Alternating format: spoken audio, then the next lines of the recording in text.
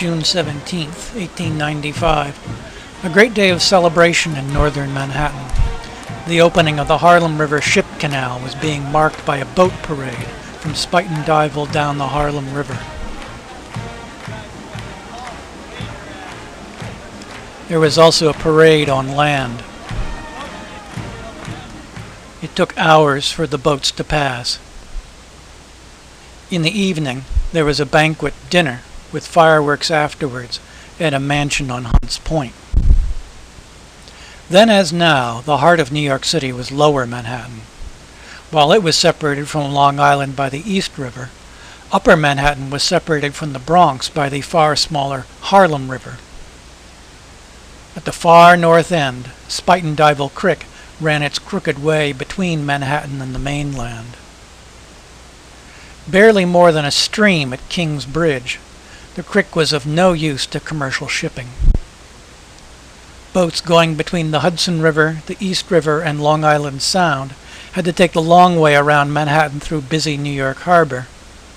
In the 1870s, legislators and businessmen proposed a canal to connect the Hudson and Harlem rivers. This somewhat fanciful bird's-eye view of Upper Manhattan and the Bronx shows what the plan was: to cut through the very northern end of the island, bypassing the narrowest part of the creek. Marble Hill would be cut off from Manhattan, leaving it, temporarily at least, an island. In this picture, you'll also notice in the distance a completely imaginary suspension bridge in the place where the Henry Hudson Bridge would be built many years later. It took years for the land to be bought, and the city, state, and federal governments agree on the division of the costs. But in 1893, work finally began on the site. It was a massive project. 500,000 tons of rock and 1 million cubic yards of earth and mud were dredged. The first boat transited the canal and Harlem River in February 1895, and the waterway opened officially in June. This panoramic photograph, looking down from University Heights in the Bronx, was taken about 1900. Though this end of Manhattan is still quite rural, the 3rd Avenue Street Railway's power plant and car barn have already been built. And at the far northern tip, the new canal and a new bridge carrying Broadway across it. The bridge was a fine example of turn-of-the-century civic architecture. A steel swing span with stone piers and approaches, and some nice ironwork filigree. By 1903, when this picture was taken, work was underway to close off and fill in the old stream bed. In addition, the IRT 7th Avenue Elevated had arrived, but stopped abruptly at the water's edge. Less than 10 years old, the Broadway Bridge already needed to be replaced with a bridge that could carry the IRT tracks. So, in 1906, the single-deck bridge was lifted with the tide and moved down the Harlem, and a new double-deck span was floated in to replace it. The old bridge then became the new University Heights Bridge, connecting Fordham Road in the Bronx to 207th Street in Manhattan. It served there for 85 years. The new bridge was more utilitarian than elegant. It carried not only 3 tracks of the IRT on the upper level, but 2 trolley tracks on the lower. By 1915, all the fill work was done. The new 2-deck swing bridge carried Broadway and the IRT across the canal. The bank filling was complete, and the New York Central Railroad's main line now followed the geometric curve of the canal cut. Further north, the original creek bed had been filled in. This is the corner of Broadway and 230th Street in 1915. That White House in the middle of the picture is where a donut shop is now, though it was a gas station when I was growing up. The foreground is landfill, covering up the old stream bed. Filling in the creek meant that Marble Hill was now physically part of the Bronx, even though it was, and still is, politically part of Manhattan. Looking north on Kingsbridge Avenue, we see St. John's Roman Catholic Church, built 1904, and behind it the stone bell tower of the Church of the Mediator, built in 1914. At the other end of the canal, where it joins the Hudson River, is Spuyten Duyvil, a Dutch name said to mean spitting or spouting devil. In 1890, this is what it looked like: a broad expanse of water with the tracks of the New York Central Railroad running across its mouth. Spuyten Duyvil was and is a major railroad junction, where the West Side Line meets the main line that goes to Grand Central Terminal. As we saw in the boat parade at the beginning, a single narrow drawbridge meant that only small boats could enter Spuyten Duyvil Creek. With the construction of the canal, this had to change, and in 1899, the New York Central began work on a new bridge with a 286-foot swing span in the middle. This bridge still stands today. The bridge is only 5 feet above high water, the lowest bridge into Manhattan, so it opens for virtually all boat traffic. For a while in the 1980s, the West Side Line was inactive and the bridge was simply left open. But it has since become quite busy, as Amtrak now uses the line to get to Penn Station. It opens over 1,000 times a year. Since even before the automobile, there had been proposals to build a high bridge between Riverdale and Manhattan across Spuyten Duyvil Creek.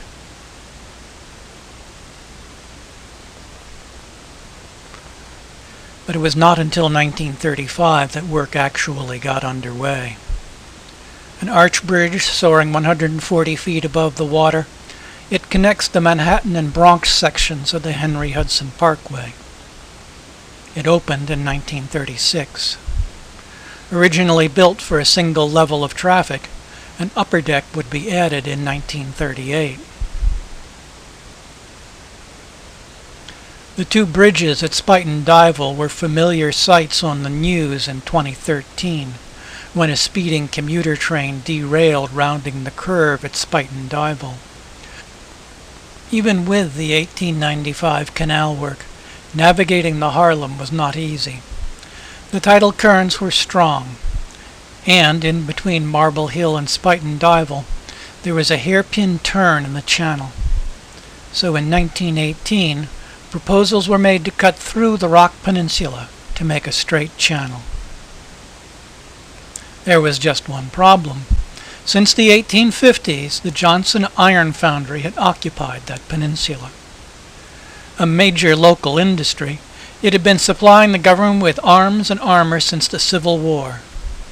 But after World War I, the land was taken by eminent domain, and in 1923, the Johnson Iron Works closed forever. Then, for the next decade, the peninsula sat unused, tied up in litigation. This 1928 picture, taken from the Manhattan side of the ship canal, shows nothing but junk and rubble. By the time a settlement was reached in 1931, there was the Great Depression and there was no money for canal projects.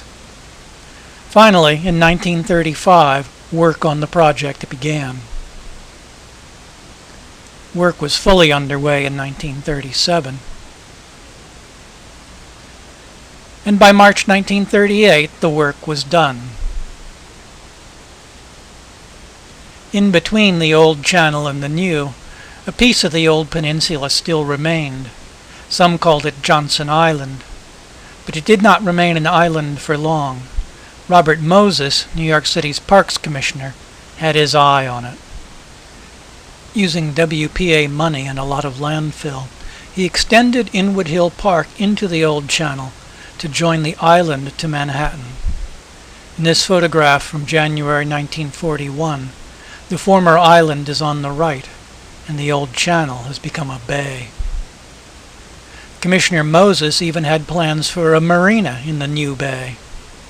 The marina never got built, but the concrete Art Deco boathouse was completed and still stands today. The sheer, blank rock face of the channel did not stay blank for long.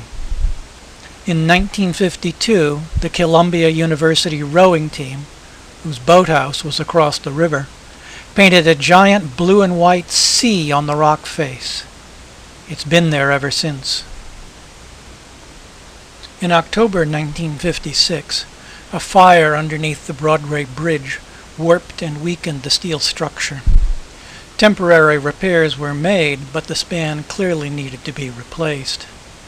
The Department of Public Works had first proposed a replacement bridge in 1949 because the roadway was narrow and could accommodate only 3 lanes of automobile traffic. Also, the center pier was a hazard to boats. The fire was the final impetus needed to move the project forward. So in December 1960, the second Broadway bridge was floated away on the high tide and later scrapped. The new bridge, a lift span twice as wide as the old one, waited at 207th Street to take its place. On the day after Christmas, the new bridge was maneuvered into position by a brace of tugboats. Within a few days it was open to traffic. Then, during most of the next 2 years, it was closed to cars and trucks as the lift towers were constructed and the approaches widened. It officially opened in November 1962. The Harlem River Ship Canal probably never saw the amount of commercial shipping that its proponents had hoped it would. Even before the digging began, railroads were taking commercial traffic away from the rivers. Then, in the 20th century, trucks began taking business away from both of them. By the 1960s, when I was a kid playing in Inwood Hill Park, almost all the commerce on the river was the Circle Liner cruises. Looking down on the ship canal today, it is a wide, easy waterway between the Harlem and the Hudson. But in the landscape, you can still see the outline of the crooked, narrow streams that separated Manhattan Island from the mainland.